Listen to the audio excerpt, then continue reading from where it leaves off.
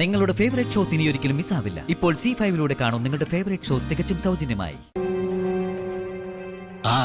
രാജു ഒന്നുമില്ലോ.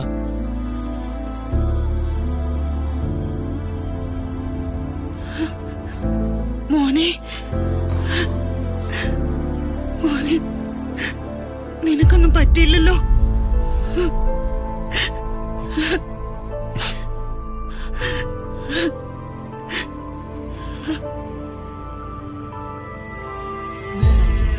രമ്യയോടെ ഉണ്ടായിരുന്നോ? ഇവക്കിത് എന്ത് പറ്റിയമ്മേ? സ്റ്റേഷനിൽ നിന്ന് ഇറങ്ങിയിട്ട് നീ വർമ്മ സാറിന്റെ വീട്ടിലേക്ക് പോയത് രമ്യക്ക് ഇഷ്ടായില്ല. അതിന് ഞാനവിടെ സ്ഥിരതാമസത്തിന് പോയതൊന്നുമല്ലല്ലോ. ഇപ്പൊ ഇവിടെ എത്തിയല്ലോ. ഞാനിവിടെ കലി കയറി നിൽക്കുക. എന്നെ കൊണ്ടൊന്നും പറയിപ്പിക്കണ്ട.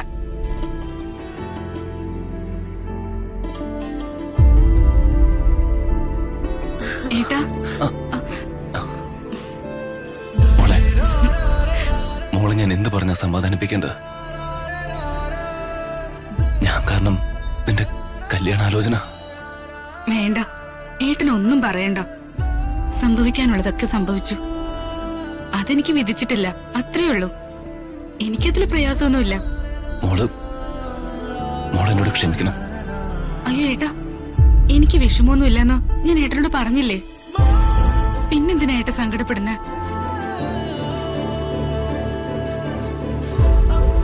ഇത്രയും നേരം ഞങ്ങൾ എന്തുമാത്രം വിഷമത്തിലായിരുന്നെന്ന് അറിയോ? നിങ്ങൾക്ക് എല്ലാവർക്കും എന്നോട് ദേഷ്യമായിരിക്കുമല്ലേ? എന്ത് ദേഷ്യം? ആർക്കും നിന്നോട് ഒരു ദേഷ്യവും ഇല്ല. നീയായിട്ട് തെറ്റൊന്നും ചെയ്തിട്ടില്ലല്ലോ. പിന്നെന്തിനാ നിന്നോട് ഞങ്ങൾ വിരോധം കാണിക്കുന്നത്? അപകടം ഉണ്ടാക്കിയ ഋതിയെ നീ രക്ഷിക്കാൻ ശ്രമിച്ചു. ഒരു പെൺകുട്ടിയുടെ ജീവിതം രക്ഷിക്കാൻ ശ്രമിച്ചത് നീ ചെയ്ത നല്ല കാര്യം തന്നെയല്ലേ മോനെ? അതിന് നിന്നെ ആരും കുറ്റപ്പെടുത്തില്ല, അഭിനന്ദിക്കേ ഉള്ളൂ. ഋതികയെല്ലാം ഞങ്ങളോട് പറഞ്ഞു രാജു. ഞാൻ കരുതിയത് ഇതൊന്നും അറിഞ്ഞിട്ടുണ്ടാവില്ലെന്നാ. ഏതായാലും കഴിഞ്ഞൊക്കെ കഴിഞ്ഞു. ഇതെല്ലാം ദൃഷ്ടിദോഷവും സമയദോഷവും കൊണ്ട് സംഭവിച്ചതാവും.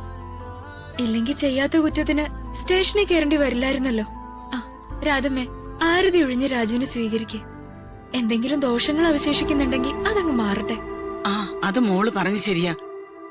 നിക്ക്, ഞാൻ ചെന്ന് ആരതി എടുത്തിട്ട് വരാം.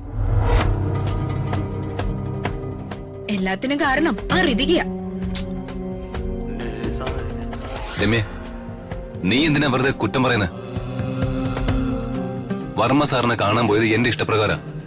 അദ്ദേഹത്തിന്റെ മകളാണ് എന്നെ സ്റ്റേഷനിൽ നിന്ന് റിലീസ് ചെയ്തെങ്കിലും അതിന് അദ്ദേഹത്തോട് നന്ദി പറയേണ്ട ബാധ്യതയും മര്യാദയും എനിക്കുണ്ട്. ഋതിക മാത്രം പരിശ്രമിച്ചതുകൊണ്ടല്ല രാജുവിനെ സ്റ്റേഷനിൽ നിന്ന് വെറുതെ വിട്ടത്. രാജുവിനെ സ്റ്റേഷനിൽ നിന്ന് പുറത്തിറക്കാനേ അവൾക്കൊപ്പം ഞാനും ഉണ്ടായിരുന്നു. അതെന്ന് ഓർമ്മ വേണം.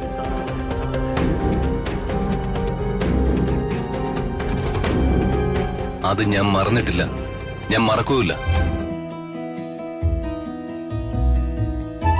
രമ്യ, രാജുവിനെ കേസിൽ നിന്ന് രക്ഷിച്ചതിന് രാജുവിന് മാത്രമല്ല ഞങ്ങൾ കുടുംബക്കാർക്ക് എന്നും രമ്യയോടും കുടുംബത്തോടും നന്ദിയുണ്ടായിരിക്കും. ഡൗൺലോഡ് ചെയ്യൂ C5 ആപ്പ്. കാണൂ എല്ലാ എപ്പിസോഡുകളും സൗജന്യമായി.